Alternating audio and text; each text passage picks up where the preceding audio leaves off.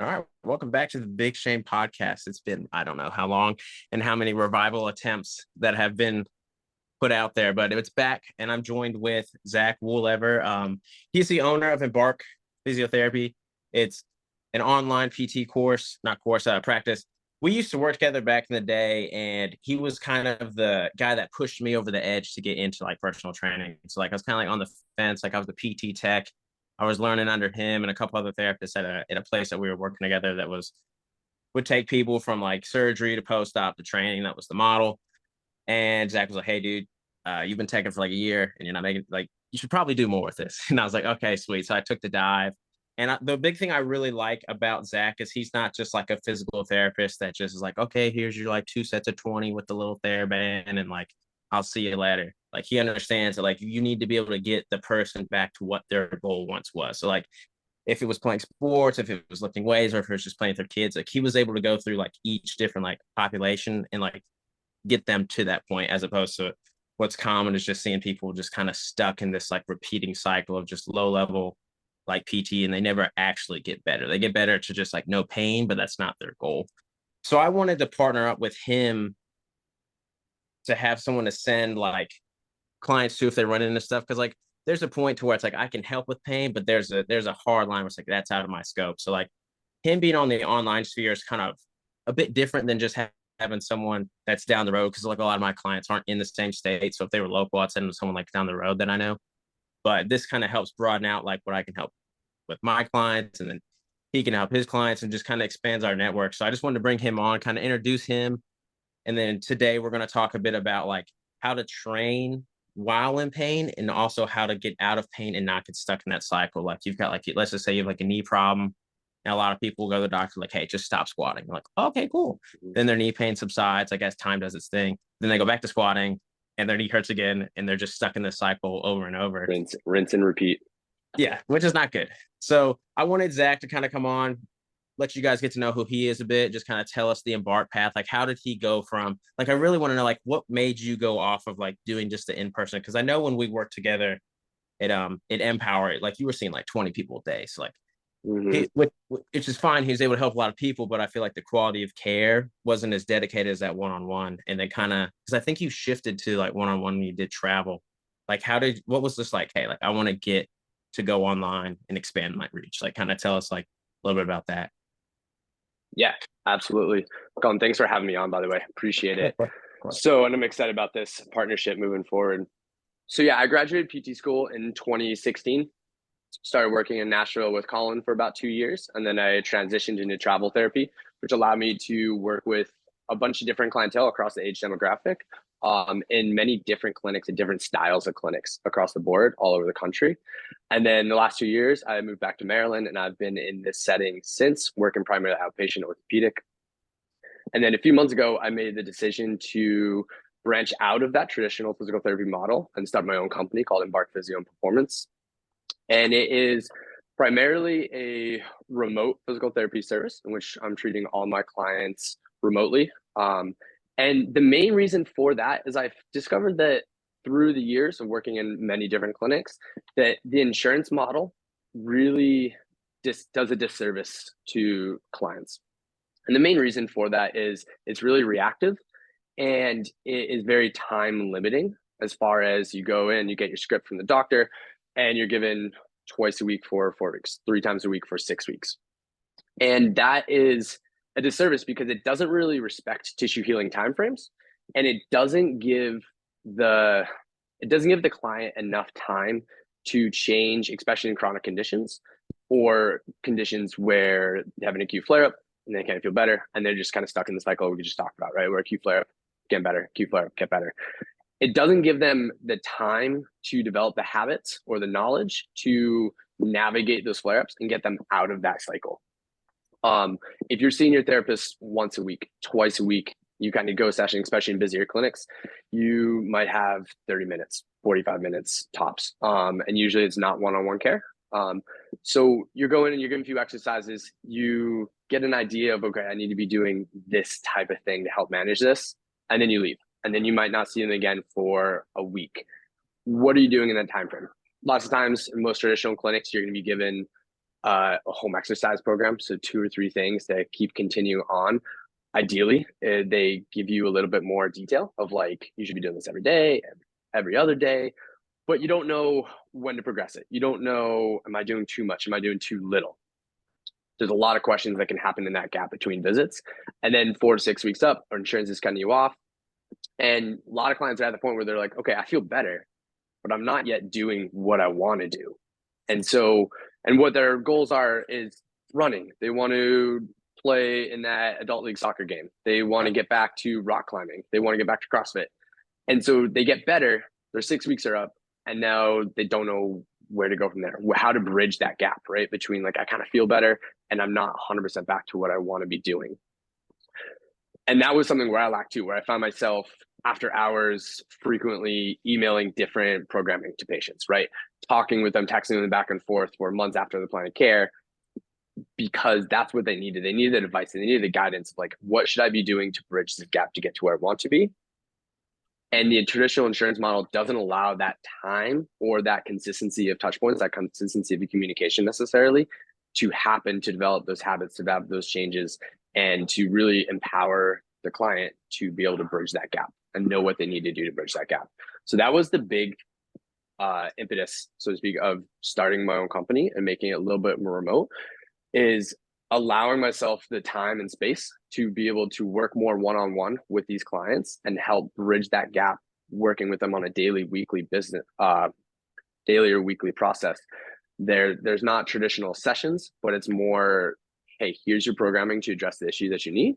And then I'm here on a day-to-day basis to help guide you through, hey, things are feeling great. Let's push a little harder. Oh, we had a little bit of a flare up, a little bit of discomfort. Let's maintain, let's scale back just a little bit. And then show them those guidelines and those frameworks so they can help make those decisions themselves more effectively moving forward as well, and to make sure they actually get back to their goals. I like that. That was the main instance of making that transition and kind of getting out of that traditional insurance model with physical therapy. Yeah, because it's like you're able to help them longer and whatnot. So like, are you like sending them like they're getting like the program, then you're giving them like feedback and stuff like via like form feedback and stuff. That way they're just not like out in the ghost world. Yes, exactly. See, that's exactly. Nope, exactly. That is the main thing, is making sure that they are still getting that feedback. So they might not, especially in the remote model, they might not be getting the tactile cueing, so to speak, right, in immediate forms, but making sure that, hey, if there's a trick exercise or movement pattern that they aren't really develop the necessary like efficiency or expertise in doing, making sure that we are doing those form check videos, making sure we are doing the right cueing, whether that's internal or kind of external cueing, to make sure that they're able to hit the positions they need to load the tissues appropriately. So yeah, that is a big thing, is having a lot of frequent communication with the programmer, right? Versus like, hey, do this, I'll see you in 2 weeks. That is a model that sometimes in the online world, that's the way it goes. It's kind of a templated program. Or even in a busy traditional outpatient clinic, that's what you're getting. You're getting 2 or 3 kind of coaching cues, and then you're kind of sent on your way. You're like, hey, those were great. Yeah, try those for the next week, and I'll see you next week, and we'll kind of progress up from there. And you have no idea what they're doing in that space in between the visits, right? And when you're busy, yeah, exactly. When you're busy and you have high volume caseloads, you can't check in with the patient necessarily the next day or the day after that and be like, hey, how are these going? And get that feedback. I would love to do that at the time when I was in those clinics, but it just wasn't feasible. And that's why I wanted to put myself in a position that I can do that and have that feedback kind of each day, each week, to make sure that we're progressing. And so making sure we're having those form checks and everything like that. Love it. I wanted to circle back one thing. So like because you're different than a lot of like the standard, like, because I know how they teach in PT school. It's like very by the book. It's like 25 years in the past type school. And like, what was the thing that clicked for you that you're like, this is missing like over half the people that I see? Like, this is off. Yeah. The ability to progressive overload and kind of traditional strength conditioning principles going through that, especially in my time traveling. Usually these clinics with travel, they're higher volume clinics. They have a lot of turnover. That's why they need travel therapists. So in those clinics, the biggest thing I saw is kind of what you kickstarted off. A lot of 3 sets of 10 for everything. A lot of basic exercises or corrective exercises that aren't progressed at all, or might not have anything to do with the client's goals or what they're coming in for. It's just more of a cookie cutter approach of, Oh, you have shoulder pain? Let's give some shoulder ER/IR. Let's just give some scaption raises. And then like, that's it. And it's the same thing all the way through. The 1 pound weights doesn't change, doesn't get progressed, doesn't look any different. They aren't challenged in any different positions or any different parameters at all. It's just looking at the sheet and how great, this is what you go. That's what I saw way too often in many different states across the board. So that's the biggest thing I think is lacking a little bit from physical therapy education, is a more deep dive into traditional strength and conditioning principles, progressive overload, and making sure that what you're prescribing or the exercise that you're doing is related to what the client's coming in for and what their ultimate goals are, right?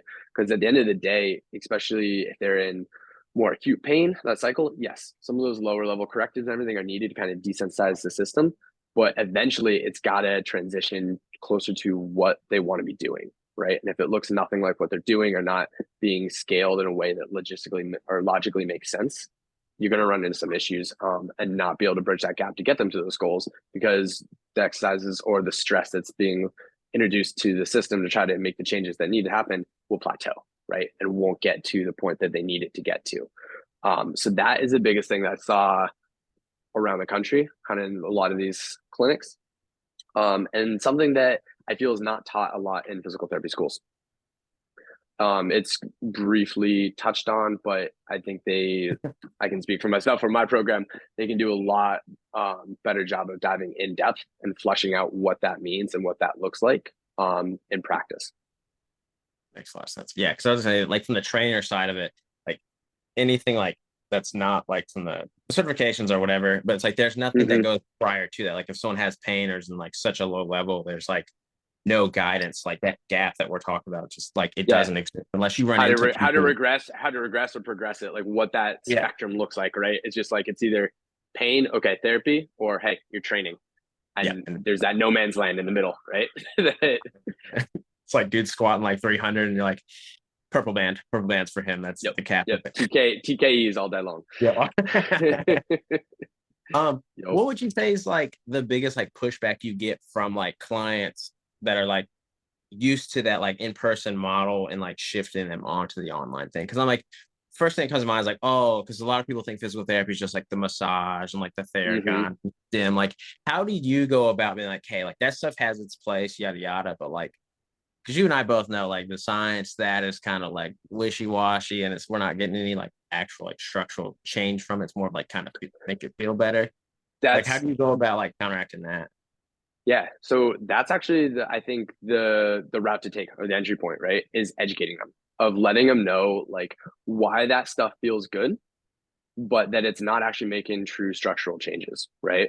And so basically getting them to figure out, what are your long-term goals? Are you just trying to get out of pain and feel good? Or are you trying to do something and that pain is limiting you from doing X, Y, and Z, right? And let them conceptualize and kind of like put down on paper or verbalize out loud of like what their actual goals are, besides just to get out of pain, right? And once you figure, okay, these are your actual goals, like you want to get back to rock climbing, you want to get back to doing 100-mile bike ride, right? Then letting them know of, hey, this stuff, this Easton, this heat, it feels good in the moment, but it's not going to move the needle towards getting you towards those goals. This is what you need, and kind of talking about more strategies with loading and load management and strength conditioning, all those things that we were just talking about, of how this is what moves that needle forward. And so, yes, are there ways, if you're having acute pain where that pain is limiting you from being able to get into the positions or into the movements that you need to do? Yes, let's desensitize it enough, use some of those strategies. But more often than not, there are active ways that we can do to kind of desensitize that will replace, say, some of the soft tissue work, right? Or the heat of the ice or anything along those lines. Yeah. But then getting them to buy in and realize like, hey, this is a process, and a process that's going to need a loading over the duration of a longer set of time versus just something that's feel good in the moment. So educating them is the biggest way that I've found to kind of get over that buy-in of like, this is kind of what you actually need to get to this goal.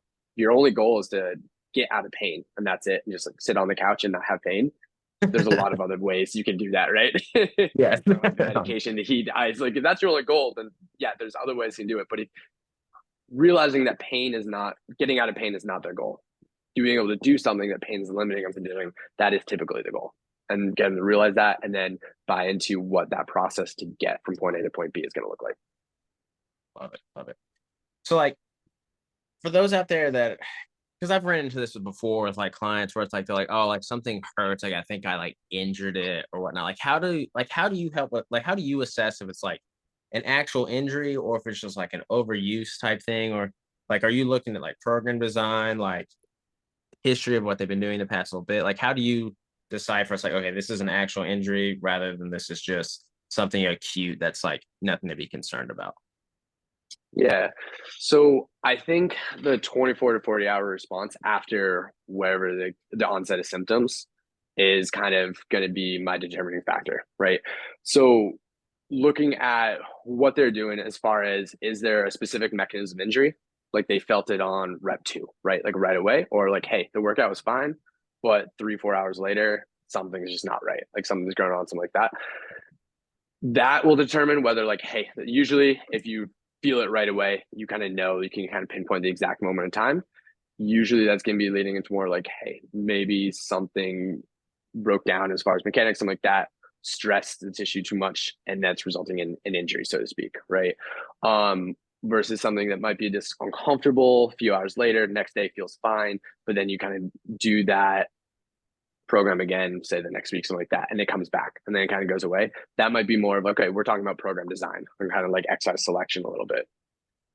And then as far as the 24, 40-hour response, if we're still having symptoms to the point of limiting you from doing that program again, or just daily living activities, right? Getting up, down, out of bed, out the chair, something like that, then we might be talking more of an injury versus, hey, 24 hours, it's kind of back to normal. It's just uncomfortable for that 24 hours after. And then you have full range of motion still. You can get into all the positions you need to. Yes, you might have to back off a little bit on intensity on that next day's workout or 40 hours workout, but you can kind of get back into the same intensity and volume that you were doing before pretty quickly. Then we're talking about, okay, now we're probably talking about something that's a little tweaked, a little strained, and now we're looking, okay, what might have happened? Because that means you could be on the edge a little bit, right? Like if we overdid it a little bit more, then we're crossing over into, say, like injury territory.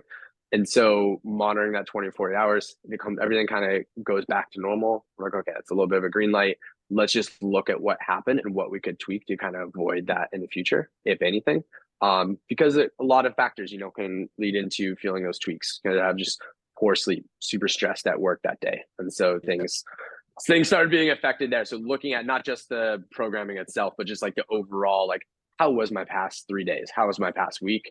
Okay, Yeah. I can connect the dots a little bit. That makes sense why I was feeling a little sore, extra sore, or this was really uncomfortable for that next day, but coming back to normal. Okay, I'll just kind of fine tune some of my recovery strategies or something along those lines versus, oh, no, that second set, that's when I felt it, and it's 2 days later and it's still really tight. It still twinges a little bit when I get low. Then we're talking, okay, we might have injured something. Let's dive in a little bit deeper. Love that. And I like what you touched on, like kind of the whole body, the whole system as a whole. Like, what do Mm-hmm. you think? I don't know if you have your people do this. So like in warm-ups, I always try to have like under like an A block, something that's just like a Mm-hmm. system check. Like if we're doing like a quad focused lower body day, like, hey, we're gonna Mm-hmm. do, if the person's able, like body weight lunges, but like not to really do anything besides like see like how each limb's feeling. Like do you use something like that? Like it's like a system check to the day of. So like, hey, like, all Mm-hmm. right, I'm a little tight here. Maybe I'll do like some extra foam rolling or like a extra warm-up drill or just an extra warm-up set. Like do you use something like that? Yeah, absolutely. And it's one of those things too that, yes, I do that, and really would do it is kind of a test retest, right? Because a lot of those warm ups will be prepping the joint and the body to kind of get into positions that the main lift or the main focus of the day is going to be. And if they can't do that, then we're gonna, okay, just pushing ahead, and where they can't do that as far as they're having pain or they're having familiar symptoms or something's just feeling off, then pushing ahead with the main lift probably isn't going to be the ideal route, right? Live to fight another Versus day. they can do that and then we're like, okay, or if it's just a little stiff, right, a little stiff, okay, let's just add in a few more warm-up sets when we get into the main lift or the main focus, wherever the day is going to be. um and then, but what I was circling back, what I was talking about is like a test retest as well. So lots of times if they have a painful movement pattern, so to speak, like a lunge, right, I'll have them do a little bit of that warm-up with the lunge for, say, day one, and they're like, okay, it's painful, Then the next few days, when they message me to let me know, that is going to be a few things I think might help address whatever was causing that pain sensitivity for that lunge. And then we're going back in 3 or 4 days later into that same lunge and using that as a test of like, hey, are our interventions of what we're doing actually moving the needle as far as getting you into the positions that you need to? Does that make sense? Yep. Yeah, that makes perfect Yep. sense. So that's what I'll use a lot of those as well, as just a check and see, okay, is this causing discomfort? No. Okay, proceed. Is it just causing discomfort or familiar symptoms? Okay, let's back off a little bit, do a few interventions that I think might address it, and then circle right back into it and see, okay, are we changing it? Are we not changing it? Yeah. So you're giving like all your patients, clients, whatever, like almost like a flow chart. Like if it's good, we'll go down this path. If not, we'll go this path. And then if this is good, then it circles back. Now we go through here type deal. Yeah, exactly. I won't necessarily map it out fully that way, Oh, but yeah. I will map it out. Yeah, as far as that's where I was talking about the daily kind of guidance of being able to make those decisions of like, hey, green light, let's go, let's proceed, or let's back off, and giving them those guidelines of hey, like if it's a little stiff, a little sore, let's just back off the volume a little bit, right? Or hey, we have a red light and it's like, hey, this is really painful. I have a sharp pain with this. Then we're adjusting depth. We're navigating and just skipping the exercise and moving to the next thing, and knowing that hey, that next day is going to look different than what we had previously planned because of this, because we want to address this to make sure we get it. So that's the biggest thing with my service is being able to do that regression or that progression kind of on the fly. Um, Yep. Having that guidance and knowing of okay, this is how we make this decision, but then over time letting the client know like hey, you can make this decision too, right? And knowing how to regress something or have a plan B moving forward that next day to address it. I like that a lot. So like, do you use like a cutoff point on pain for somebody? So like, let's say it's like a knee or whatever, like 2 out of 3, because I think like that's what the research has. Like if we can push Mm-hmm. into a little bit of it, it's okay because it kind of speeds the healing process up. Is that something you use, or like how do you tell people when it's like, hey, we need to like stop, or like you can push through into this a little bit? Yeah, absolutely. So yeah, a lot of the research is kind of around that 2 to 3 mark, especially with tendinopathies. Yeah. That you do want to feel a little bit of something because we need to make sure that we're directing the stress into the tendon and it's enough to make changes, right? So if you feel nothing, probably not stressing it enough unless you're in those later stages. Like Um, that. but there is a cutoff, right? If we're and I don't really like the 0 to 10 because it's really subjective and it's really Agreed. kind of hard, right? So what I would typically use is I will have them still assign like a 0 to 10. Um, but I also explain to them of that 2 to 3 is like, I know it's there, but it's not limiting your depth inside like a lunge or a squat, or it's not limiting your ability to get into the position and you can push through it. And it either gets better as the sets keep going on, or it just doesn't change, right? It gets there in the first set and then it just kind of stays the same. Doesn't really change. Nothing's really making it better. Nothing's really making it worse, but it's still mild enough that you can do everything you want to do and you're not apprehensive in your movements, you're not apprehensive or guarded and kind of doing the intensity prescribed. That's an okay pain depending on the issue, but for majority of kind of cases, especially chronic conditions, that's an okay pain to kind of push through a little bit, as long as it again settles down within a few hours, definitely within 24 hours after the session.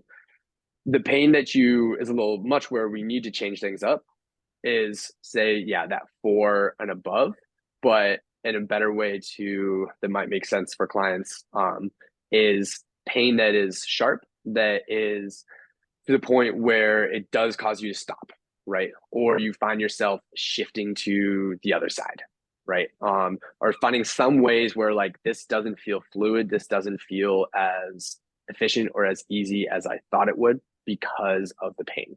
Then we're probably pushing a little too much, as well as any pain that is lasting beyond 24 hours. And that next day, you're kind of waking up and you're limping or you're really sore and moving very slowly, right? Those type of things of we might have overdid it.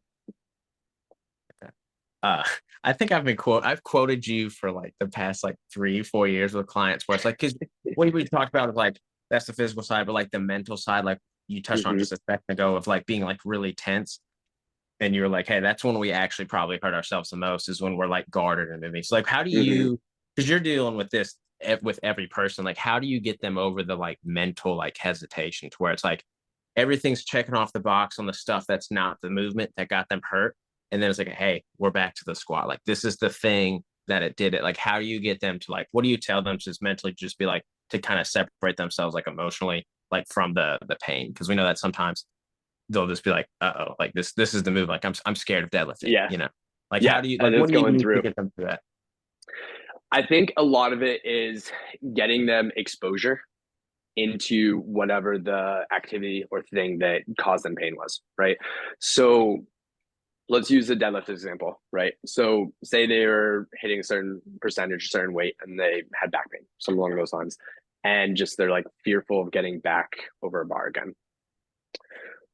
One, making sure that you can demonstrate to them that breaking down the components of the lift or the activity, they can do each of those components. So like you said, kind of check in the box, right? So making sure they can hinge and they feel, okay, like I can hinge really, and you can throw a bunch of different variations at them, right? It doesn't have to be the same structured hinge over, but just a bunch of different variations and be like, hey, your body's capable of this and you're moving effortlessly and fluid through it.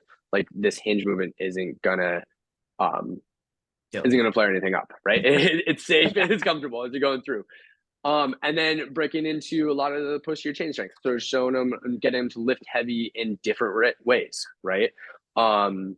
So it can do different RDLs, different single leg variations, kickstand, all those type of things, and show like, hey, you can start lifting heavy again and feel it through your whole posterior chain, and you're feeling okay. And then it's going to be gradually getting them back to over the bar, but in just a very gradual fashion, like I just said. So it can be elevated and start off light and then focus on getting kind of higher volume with those elevated lighter versions and then working down into a little bit heavier. Okay, scale back the intensity, get a little deeper, and then go from there and just scale all the way back till when they get to the point where they're about to lift or do whatever they were going to do that caused injury in the first place. It's kind of hard to argue that like, hey, I'm not ready for this, because you've kind of shown them that they can do every single step along the way to get there, that this is just the natural next step in the process. Does that make sense? Versus Yeah. they are doing they can do like a handcuff hinge with a 5-pound weight and you're like, all right, time to do 135, let's get on the bar again. And they're like, wait a second, there's a lot of like gap in between.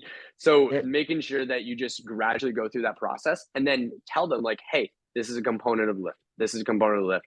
Hey, now we're lifting with intensity through this muscle group that's going to be necessary for the lift, and showing that, hey, this muscle complex, it can tolerate it with heavier loads. Now we just got to get into the position and combine it all together.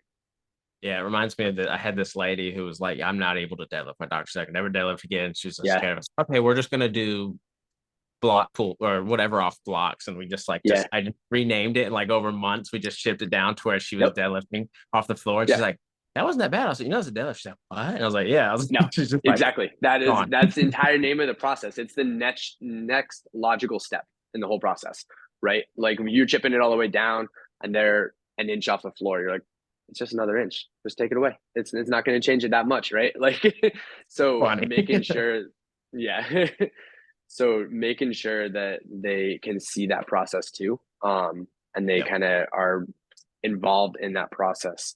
It's really helpful to kind of get over that guard or that nervous state.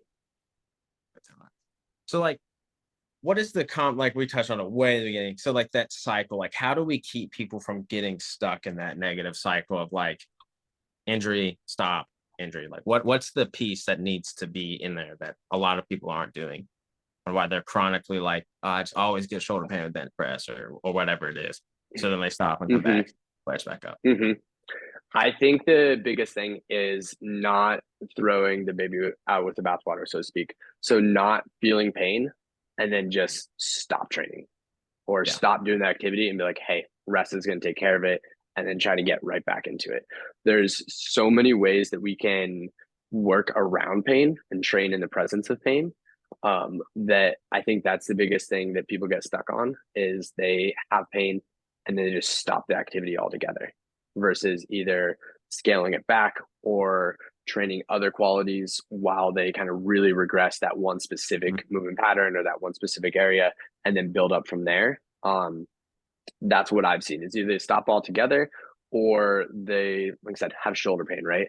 They'll stop going to the gym altogether, go in for PT, and then say it's really an acute flare up and they can't lift past 90, all that type of stuff.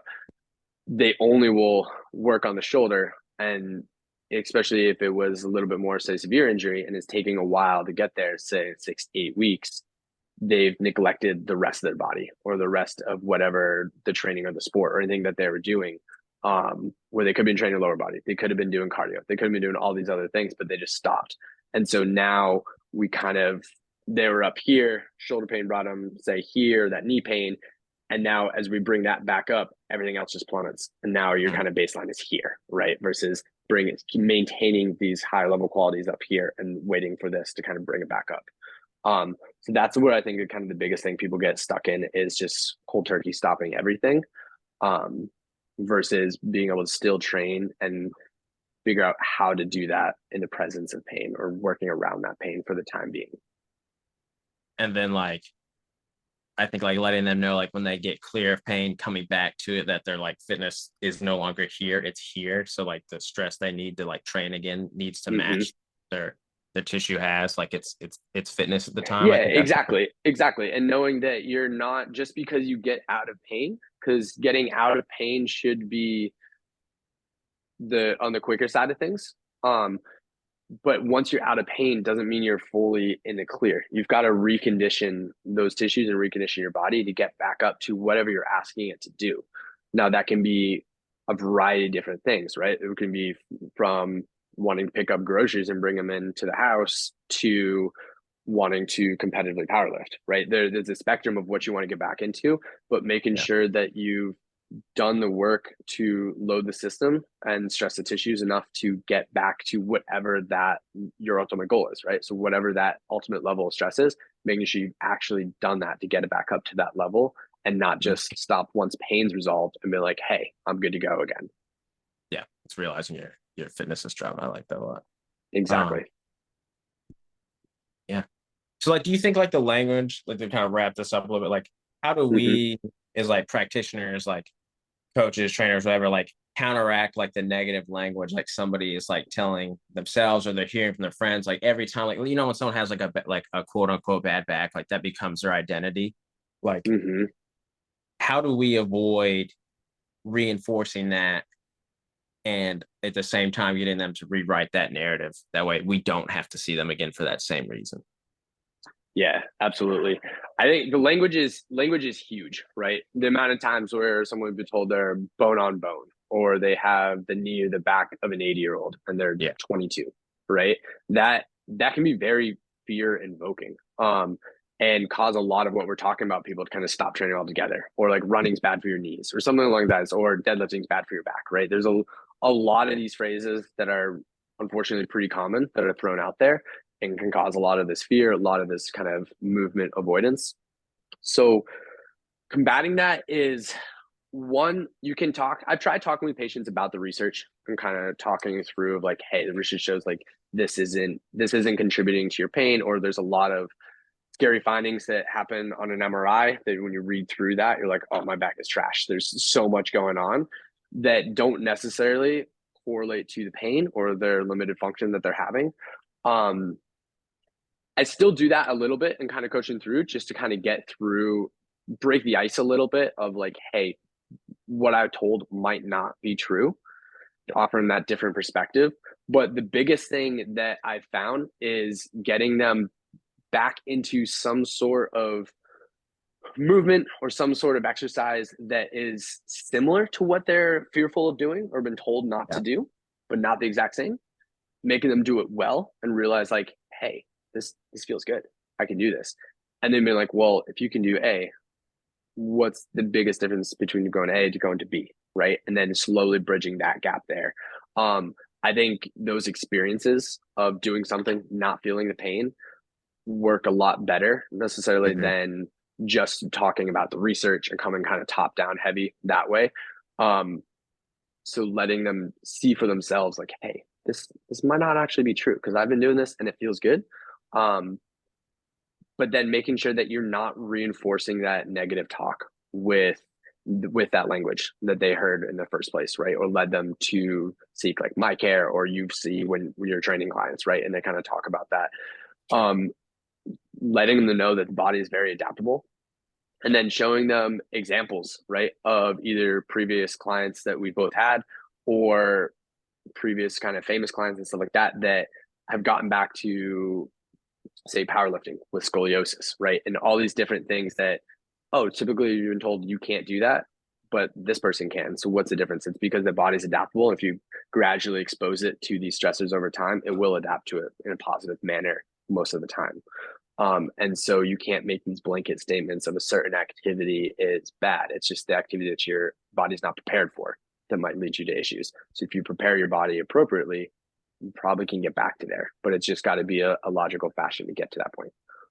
Yeah, I like that.